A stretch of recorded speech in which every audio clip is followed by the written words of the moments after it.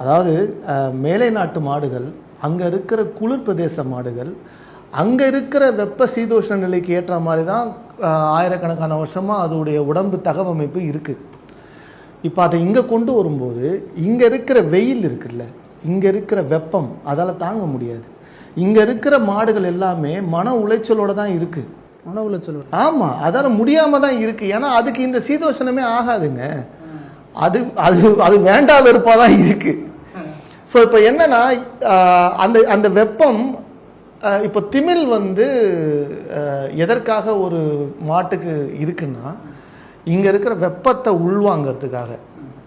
அந்த மாட்டோடைய திமில் அமைப்பு தான் சூரியகேது நாடி ஓடுதுன்னு சொல்லுவாங்க. அந்த மேலே தான் அந்த இங்கே இருக்கிற வெப்பமும் சீதோஷணமும் உள்வாங்கப்படுது. இப்போது ஒரு ஜெர்சி பசுக்கு அது மாதிரி உள்வாங்கிற தன்மை இல்லாததுனால அந்த வெப்பம் நேரடியாக அதோடைய பாலில் கலக்குது. இவ்வளோதான் இதில் இருக்க பேசிக் அறிவியல். அப்போ அது சைடு எஃபெக்டாக மாறுது. திமில் இருக்கிற மாட்டுடைய பாலை குடிச்சிங்கன்னா உடலில் எந்த பாதிப்பும் வராது. இதுதான் அடிப்படை அறிவியல்.